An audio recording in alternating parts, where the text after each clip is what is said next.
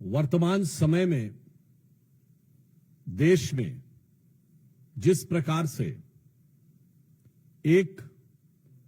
विशिष्ट प्रकार की राजनीति चल रही है, जो देश की आंतरिक सुरक्षा और ताने बाने को ध्वस्त करने के लिए किसी भी कीमत तक जाकर कमर कसे हुए दिखाई पड़ती है, उसकी एक वानगी जो कई बार आप पश्चिम बंगाल में देख चुके हैं, आज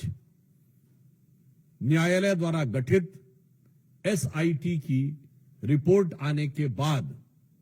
पश्चिम बंगाल की तृणमूल कांग्रेस सरकार की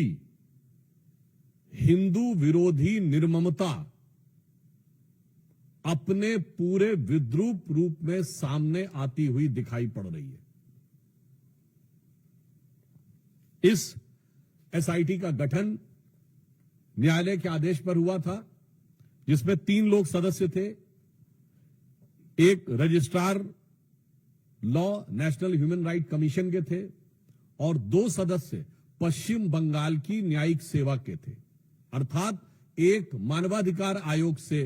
सदस्य थे और 2 पश्चिम बंगाल की न्यायिक सेवा वेस्ट बंगाल लीगल सर्विसेज थे। और उन्होंने 11 अप्रैल 2025 फ्राइडे यानी 11 अप्रैल जुमे के दिन 2 बजे से लेकर 4 बजे के बीच में जो घटनाएं हुई हैं, उनके बारे में जो अपना ऑब्जर्वेशन दिया है, उससे तृणमूल कांग्रेस, इंडी गठबंधन और ये सेक्युलरिज्म के सो कॉल्ड सेल्फ चैंपियंस का नकाब पूरी तरीके से उतर गया है। पहली बात, बहुत आश्चर्य और दुख की बात है कि जो लोग ये कहते थे कि पाकिस्तान से युद्ध करने की क्या जरूरत है, सिर्फ आतंकियों के ऊपर कार्रवाई हो, जबकि हमारी सरकार ने आतंकियों पर ही कार्रवाई की, उनमें से एक ने भी नहीं बोला कि पश्चिम बंगाल के मुर्शिदाबाद में किसी भी विषय को लेकर आपको आपत्ति है तो हिंदुओं के ऊपर हिंसा करने की क्या जरूरत है। हरगोविंद दास और चंदन दास पिता पुत्र की मृत्यु पर किसी ने एक शब्द भी नहीं बोला। वही लोग अचानक ऑपरेशन सिंदूर के बाद पाकिस्तान के प्रति सहानुभूति दिखाते हुए नजर आने लगे। इसमें जो फाइंडिंग्स आई हैं, पहला पॉइंट जो तृणमूल कांग्रेस ने यह प्रचार करने का, भ्रम पैदा करने का प्रयास किया था कि इसमें बाहर के लोग शामिल थे। उनके कुछ सांसदों ने दूसरे राज्यों के लोगों का नाम लिया था, विशेषकर उत्तर प्रदेश बिहार का नाम लिया था, जो सरासर अनुचित है। परंतु इस फाइंडिंग में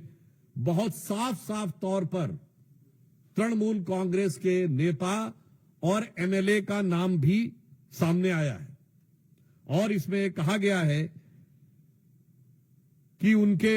11 अप्रैल को, मैं इसको एज इट इज रीड करना चाहता हूं, all the attacks were carried out on the Friday 11th of April from 2 PM onwards under the instructions of local councillor Mehboob Alam and police and administration done nothing। तो ममता जी, ये तो आपकी party के बहुत महबूब नजर आ रहे हैं, आपकी पार्टी के बड़े प्रिय नजर आ रहे हैं। ये बात अब फाइंडिंग्स में बिल्कुल साफ हो गई। दूसरा विषय यह आया कि एक कुल मिलाकर इसमें बताया गया कि total of 113 houses were damaged and they even fled to Malda. जो ये कहने का प्रयास किया गया था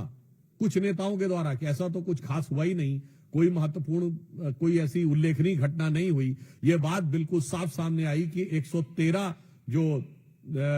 हाउसेज थे वो पूरी तरीके से विध्वंस हुआ और लोगों को वहां से पलायन करने पर बाध्य होना पड़ा।